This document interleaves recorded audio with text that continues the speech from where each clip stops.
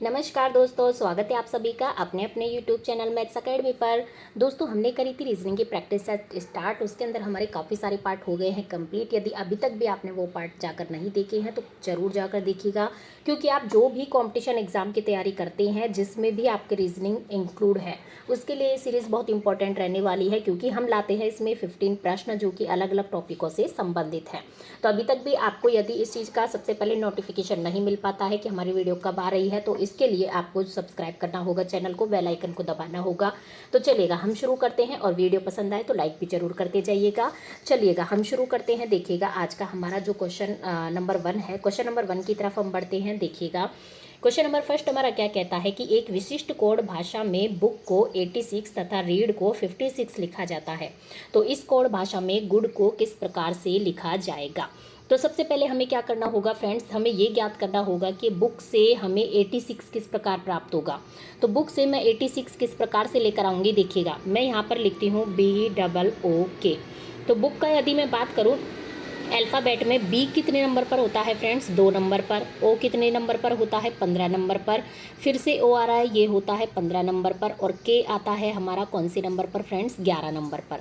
अब यदि इनको मैं जोड़ूँ तो देखिएगा 15 दूना 30, तो यही हो गए, ठीक है। और मैं जोड़ूँ 11 + 2, तो ये टोटल हो जाते हैं हमारे 43। अब 43 नहीं आ रहा है, हमारा आ रहा है 86। अब मैं 43 को मल्टीप्लाई बाई 2 कर दूँ तो मुझे कितना प्राप्त होता है फ्रेंड्स, 86 प्राप्त होता है। इसी प्रकार देखिएगा मैं रीड की बात करती हूँ, READ। इसी प्रकार हम रीड का निकालेंगे। देखिएगा आर का जो अल्फ़ाबेट में जो होता है, आर का नंबरिंग होता है 18। और मैं बात करूँ ई का नंबरिंग कितना होता है फ्रेंड्स, 5। और ए का होता है 1 और डी का होता है 4। इनका यदि मैं टोटल करती हूँ तो देखिए हमारा हो जाता है 28। अब 28 को मैं 2 से मल्टीप्लाई कर दूंगी तो हमें प्राप्त हो जाएगा कितना, 56, जो कि हमें लाना है, ठीक है। 28 दूना 56। इसी प्रकार जो हमसे पूछा गया है, देखिए हमसे पूछा गया है गुड के बारे में। गुड का हमें इसी प्रकार से निकालना है। तो देखिएगा जी की नंबरिंग होती है 7, ओ की नंबरिंग होती है 15, और वापस से ओ है 15, और है डी जिसकी होती है 4। इनका यदि मैं मल्टीप्लाई इनका सभी का मैं टोटल करती हूँ तो 41 हो जाता है। और 41 को मैं 2 से मल्टीप्लाई करती हूँ, क्योंकि ऊपर हमने सभी में 2 से मल्टीप्लाई किया है। तो इसका मैं 2 से मल्टीप्लाई करूँगी तो देखिएगा 2 एकम 2 और 4 दूनी 8। इसका मतलब हमारे पास आता है 82। तो गुड का जो वो हमें प्राप्त होता है, कितना प्राप्त होता है, 82 लिखा जाएगा इसी प्रोसेस से। तो मतलब कि ऑप्शन नंबर 20 का सही जवाब हो जाता है। चलिएगा आगे की ओर हम बढ़ते हैं क्वेश्चन नंबर 2 की ओर। क्वेश्चन नंबर 2 देखिएगा, नीचे दिए गए प्रश्न में लुप्त संख्या ज्ञात करें। बहुत इंपॉर्टेंट क्वेश्चन होते हैं इस प्रकार के, जो कि आपको हर कंपटीशन एग्जाम में देखने को मिलेंगे, और ये ही सबसे ज़्यादा हमारे गलत होते हैं। तो देखिएगा इनमें सबसे पहले आप खुद सॉल्व कीजिएगा, देन आप हमारा सॉल्यूशन देखिएगा। देखिएगा 4, 2, 5, 14, सबसे बड़ी संख्या 14 है इस लाइन में, इसमें 15 है। इसका मतलब कि 4, 2, 5 से किस प्रकार संक्रिया करें कि हमें 14 प्राप्त हो जाए। 3, 6, 3 से 15 प्राप्त करेंगे। उसी प्रोसेस से 2, 4, 7 से यहाँ पर कौन सी संख्या हमें प्राप्त होने वाली है, ये हमसे पूछा गया है। तो देखिएगा यदि मैं बात करूँ, देखिएगा इन दोनों को यदि मैं मल्टीप्लाई कर दूँ ऊपर नीचे का, 2 गुणा 5 में कर देती हूँ तो मुझे कितना प्राप्त होता है, 5 दूनी 10। और बीच वाला 4 मैं इसमें जोड़ देती हूँ तो मुझे क्या प्राप्त होता है फ्रेंड्स, 14 प्राप्त हो जाता है। इसी प्रोसेस से देखिएगा 3 गुणा 3 कर देती हूँ तो मुझे कितना प्राप्त होता है, देखिएगा 3 3 9, और बीच वाला 6 मैं इसमें क्या कर देती हूँ, ऐड कर देती हूँ, तो मुझे कितना प्राप्त हो जाता है, 15 प्राप्त हो जाता है। अब इसी प्रोसेस से मुझे क्या करना होगा, 2 गुणा 7 करती हूँ तो 7 दूनी क्या आता है, 14 आता है। प्लस 4 को मैं बीच वाले को इसमें ऐड कर देती हूँ तो कितना आता है, 14, और 4 कितना हो जाएगा फ्रेंड्स, 18 हो जाएगा, अर्थात 18 हो जाएगा। इसका मतलब यहाँ पर जैसे 14 आया है, यहाँ पर 15 आया है, यहाँ पर हमारा उसी प्रोसेस से क्या क्या प्राप्त होता है हमें, ऑप्शन नंबर बी मतलब कि 18 प्राप्त होता है, अर्थात ऑप्शन नंबर 20 का सही जवाब हो जाता है। हम बढ़ते हैं हमारे नेक्स्ट क्वेश्चन की ओर, जो कि है हमारा क्वेश्चन नंबर कौन सा, 3rd। क्वेश्चन नंबर 3rd क्या कहता है, हमसे नीचे दिए गए श्रृंखला को पूरा करना है। देखिएगा 1728 है, 864 है, 432 है, 216 है। उसी प्रोसेस से यहाँ पर क्या आएगा, चलेगा हमको पहले ज्ञात करना होगा कि ये सीरीज़ है, ये क्या है, घटते हुए क्रम में है। तो हम सबसे पहले इनके अंतर की बात करेंगे। चलेगा पहले हम इनको थोड़ा सा जमा लेते हैं। देखिएगा 432 है, उसके बाद है 216, उसके बाद यहाँ पर हमसे पूछा गया है। तो आप ये दिमाग लगाइएगा सबसे पहले अपने आप से कि 1728 से मैं 864 किस प्रकार से ला सकती हूँ, या फिर इससे ये किस प्रकार प्रकार लाऊं या इससे ये किस प्रकार लाऊं, उसी प्रोसेस से ये यहाँ से आएगा। ठीक है, तो देखिएगा यदि मैं 1728 में भाग दे दूं किसका, 2 का, तो मुझे 864 प्राप्त होता है। देखिएगा 864 छोटी संख्या है, 1728 बड़ी संख्या है। और आप देख रहे हैं यहाँ पर 4 है, यहाँ पर 8 है, मतलब कि 2 का मल्टीप्लाई लास्ट वाली संख्या में है। इसका मतलब मैं 2 का भाग देकर देख सकती हूँ कि 1728 में 2 का भाग दूँ तो मुझे 864 अर्थात छोटी संख्या प्राप्त हो सकती है। तो मैं देकर देखती हूँ तो मुझे हो जाती है। अब 864 में मैं फिर से 2 का भाग देखती हूँ तो मुझे 432 प्राप्त हो जाता है। 432 में मैं फिर से 2 का भाग देती हूँ तो मुझे 216 प्राप्त हो जाता है। ठीक है, इसी प्रकार मैं 216 में 2 का भाग दूंगी तो हमसे जो पूछा गया है वो संख्या हमें प्राप्त हो जाएगी। तो 2 एकम 2 और 0 और 2 अंठ 16, मतलब कि 108 हमें प्राप्त होता है, जो कि दिया गया है हमारे बी ऑप्शन में। तो बी ऑप्शन इसका सही जवाब हो जाएगा, अर्थात यहाँ क्वेश्चन मार्क की जगह हमारे 108 भरा जाएगा।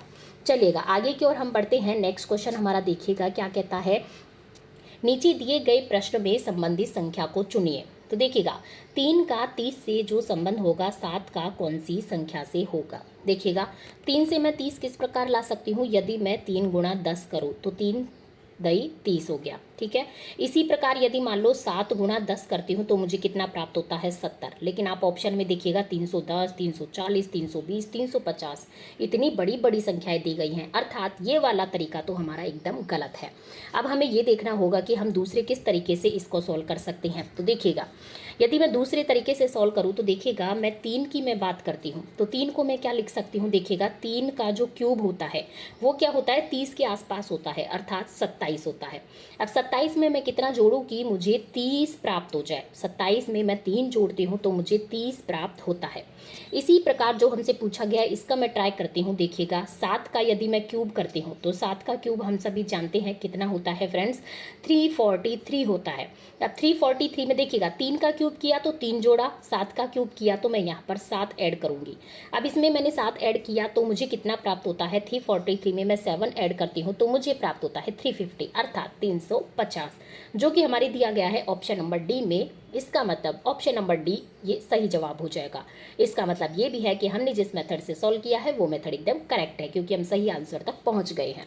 चलिएगा हम बढ़ते हैं नेक्स्ट क्वेश्चन की ओर। देखिएगा क्या कहता है, नीचे दिए गए प्रश्न में संबंधित शब्द को चुनिए। विमान का पायलट से जो संबंध है जहाज का किससे होगा। देखिएगा विमान को चलाने वाले या उड़ाने वाले पायलट होते हैं, उसी प्रकार से जहाज को चलाने वाले को हम क्या कहते हैं फ्रेंड्स, कप्तान कहते हैं। क्या कहते हैं फ्रेंड्स, कप्तान कहते हैं, जो कि हमारे दिया गया है ऑप्शन नंबर ए में, अर्थात ऑप्शन नंबर ए इसका सही जवाब हो जाता है।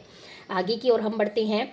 नीचे दिए गए प्रश्न आकृति में सही दर्पण छवि चुनिए। सबसे पहले आपको इस चीज का मतलब पता होना चाहिए, अर्थात प्रतिबिंब या दर्पण छवि हमारी किस प्रकार दिखाई देती है। लेफ्ट तो राइट दिखाई देगा और राइट लेफ्ट दिखाई देगा। तो देखिएगा यदि मैं इसकी बात करूँ तो देखिएगा ये कुछ इस प्रकार से बनेगा और ये कुछ इस प्रकार से फ्लावर टाइप से बना हुआ है, एक नीचे की ओर, एक इधर की ओर और एक इधर की ओर।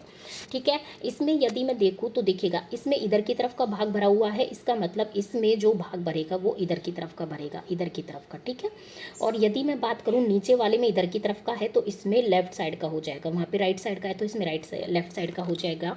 और ये जो तीर का चिन्ह है, तीर का चिन्ह तो कुछ इस प्रकार से हो जाएगा। ठीक है, उल्टा हो जाएगा, लेफ्ट राइट दिखेगा, राइट लेफ्ट दिखेगा, तो ये कुछ इस प्रकार से हो जाएगा। इस प्रकार की जो हमें दर्पण छवि दी गई है, प्रतिबिंब दिया गया है, वो दिया गया है ऑप्शन नंबर सी में, अर्थात ऑप्शन नंबर सी इसका सही जवाब हो जाता है। ठीक है फ्रेंड्स, चलिएगा हम मिलते हैं नेक्स्ट क्वेश्चन में। देखिएगा क्वेश्चन नंबर 7, यदि ए बी का भाई हो, सी ए की मौसी हो, डी सी का पिता हो, बी डी की नातिन हो, तो बी का एफ से क्या रिश्ता होगा जो ए का पुत्र है। तो देखिएगा यदि मैं बात करूँ ए बी का भाई है तो सबसे पहले हमको ए और बी बनाने हैं। ए क्या है, बी का भाई है, अर्थात ए का दिया गया है हमें जेंडर प्लस है। ठीक है, ए बी का भाई हो, सी ए की मौसी हो। अब ए की मौसी है, इसका मतलब कि सी क्या है, ए की मौसी है। ठीक है, हमने यहाँ पे लिख दिया माइनस और ये लिख दिया भाई मौसी है। ठीक है, इसके बाद क्या बोला गया है कि डी सी का पिता हो, और डी है जो सी का पिता है, मतलब इससे और एक जनरेशन ऊपर डी इसका क्या है, पिता है। पिता है तो हमने इसको प्लस से कर दिया। ठीक है, डी इसका पिता हो गया। बी डी की नातिन हो, जो बी है वो क्या है, डी की नातिन है। डी की नातिन से क्या तात्पर्य हो गया है, चलिए पहले हम यहाँ पे लिख देते हैं कि ये नातिन है। बी क्या है, डी की नातिन है अर्थात ये माइनस, हमें पता चल गया कि फीमेल है।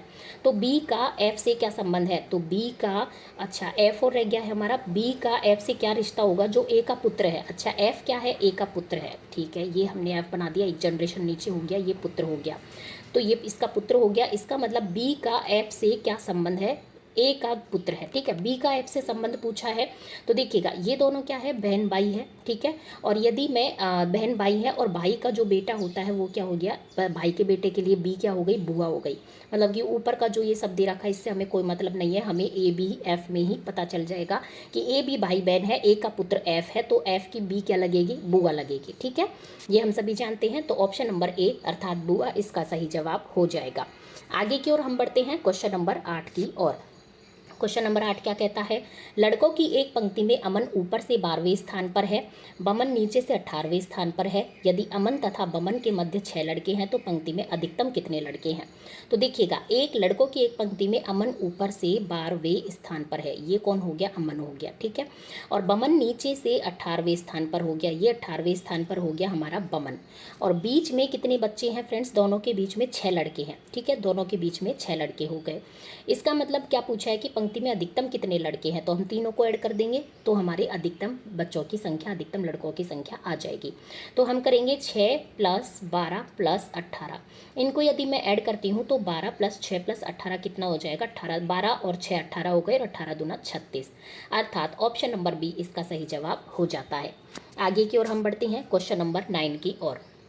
देखिएगा, लड़का है, खिलाड़ी है, छात्र है, इनका आपस में संबंध बताना है, वो भी किसके द्वारा फ्रेंड्स, वेन आरेख के द्वारा। देखिएगा, ये कुछ लड़के क्या हो सकते हैं, खिलाड़ी हो सकते हैं, कुछ खिलाड़ी कुछ लड़के छात्र भी हो सकते हैं, अर्थात ये आपस में एक दूसरे से संबंधित है। लड़के खिलाड़ी भी हो सकते हैं, खिलाड़ी छात्र भी हो सकते हैं, छात्र खिलाड़ी भी हो सकते हैं, खिलाड़ी लड़के भी हो सकते हैं, छात्र भी लड़के हो सकते हैं, लड़के भी छात्र हो सकते हैं, अर्थात ये आपस में एक दूसरे से कुछ इस प्रकार से संबंधित होंगे, जो कि हमारे दिया गया है ऑप्शन नंबर सी में। आगे की ओर हम बढ़ते हैं, नेक्स्ट क्वेश्चन देखिएगा, क्वेश्चन नंबर 9, क्वेश्चन नंबर 10, 9 हमारा कंप्लीट हो चुका है। क्वेश्चन 10 क्या कहता है, कथन और निष्कर्ष वाले प्रश्न हमको वेन आरेख के द्वारा सॉल्व करने हैं, ताकि हम बहुत इजीली आंसर की तरफ पहुंच सके। देखिएगा, कुछ स्कूल प्रयोगशालाएं हैं, ये हमने कुछ स्कूल बना दी हैं, ठीक है। कुछ स्कूल क्या हैं, प्रयोगशालाएं हैं, ये हमने प्रयोगशाला बना दी, और ये हमने बना दी है स्कूल, ये स्कूल है। कुछ स्कूल प्रयोगशालाएं हैं। आगे ये क्या बोलता है, देखिएगा, सभी प्रयोगशालाएं नाट्यशाला हैं, और ये जो सभी प्रयोगशालाएं हैं ये क्या है, नाट्यशालाएं, ये हमने नाट्यशाला बना दी है, ठीक है। सभी प्रयोगशालाएं नाट्यशालाएं हैं। आगे एक निष्कर्ष की तरफ बढ़े तो कुछ नाट्यशालाएं स्कूल है, क्या कुछ नाट्यशालाएं स्कूल है, क्या ये रही कुछ नाट्यशालाएं स्कूल में होके भी गुजर रही हैं, बिल्कुल सही है। कोई भी स्कूल नाट्यशाला नहीं है, क्या कोई भी स्कूल नाट्यशाला नहीं है, क्या नहीं, कुछ स्कूल तो है नाट्यशालाएं, इसका मतलब निष्कर्ष नंबर 2 गलत हो जाएगा। देखिए, वेन आरेख से एकदम क्लियर हो जाता है, ठीक है। इसका मतलब क्या हो गया, निष्कर्ष फर्स्ट निकलता है, अर्थात ऑप्शन नंबर डी सही जवाब हो जाएगा। इस प्रकार के प्रश्नों को आप वेन आरेख के द्वारा ही सॉल्व कीजिएगा, इससे आप बहुत इजीली इनमें डिफरेंस पता कर पाएंगे और सही निष्कर्ष तक पहुंच पाएंगे। आगे की ओर हम बढ़ते हैं क्वेश्चन नंबर 11 की ओर। यदि पानी को भोजन कहा जाए, भोजन को वृक्ष कहा जाए, वृक्ष को आकाश कहा जाए और आकाश को दीवार कहा जाए, तो निम्नलिखित में से किस पर फल लगेंगे। देखिएगा, इस प्रकार के प्रश्नों के लिए हमने सबसे पहले आपको क्या बताया, आपको लास्ट वाली लाइन देखनी है कि किस पर फल लगेंगे। आपको ये पता होना चाहिए कि फल किस पर लगते हैं फ्रेंड्स, फल लगते हैं वृक्ष पर। और आपको ये वाली लाइन ढूंढनी है कि वृक्ष को इसने क्या कहा है, हमको और किसी से कोई मतलब नहीं है, वृक्ष को आकाश कहा है, ठीक है। इस अर्थात हमारे जो फल हैं वो आकाश पर लगेंगे, क्योंकि वृक्ष को तो इसने आकाश कह दिया, इसका मतलब ऑप्शन नंबर सी इसका सही जवाब हो जाएगा। बाकी पूरे में पानी को भोजन कहे, भोजन को वृक्ष कहो, आकाश को दीवार कहो, उससे कोई मतलब हमको नहीं है, हमको केवल इससे मतलब है कि फल किस पर लगते हैं, उसको क्या कहा गया है। ऐसे प्रश्नों में आपको हमेशा इसी तरीके से सॉल्व करना है ताकि आपका टाइम बचे। चलिएगा, आगे की ओर हम बढ़ते हैं। यदि 6#8 को 10 कहा जाए, 5#12 को 13 कहा जाए, तो 9#40 को क्या कहा जाएगा। देखिएगा, 6#8 से मैं 10 किस प्रकार ला सकती हूँ। हैशटैग का मतलब यहाँ पे कुछ भी हो सकता है, plus minus multiply star hashtag, कुछ भी आपको संक्रिया दी हो सकती है, ठीक है। तो मैं 6#8 अर्थात मैं 10 किस प्रकार से ला सकती हूँ। देखिए, 6 और 8 को मैं ऐड करूँगी तो 10 नहीं आने वाला है, हम जानते 10 से ज़्यादा हो जाएगा।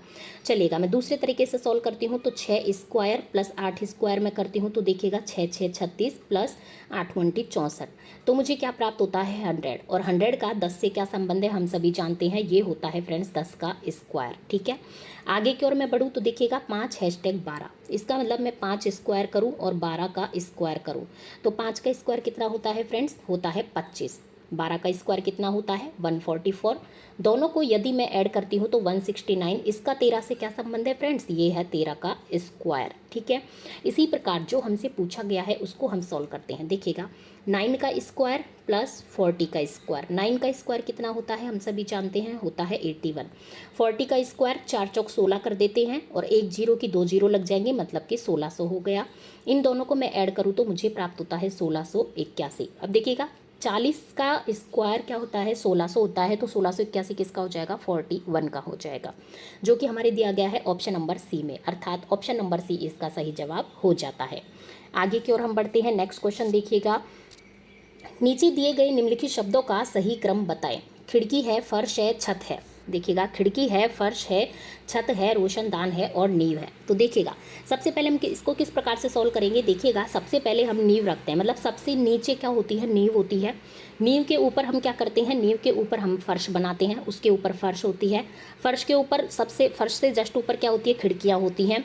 खिड़की से ऊपर हम बात करें तो रोशनदान होते हैं, और सबसे ऊपर रोशनदान से भी ऊपर क्या होती है, छत होती है हमारी। ठीक है, इसका मतलब 2 3 1 4 5, 2 3 1 4 5 जो कि हमारे बी ऑप्शन में दिया गया है, ये सही जवाब इसका हो जाता है। आगे की ओर हम बढ़ते हैं क्वेश्चन नंबर 14 की ओर।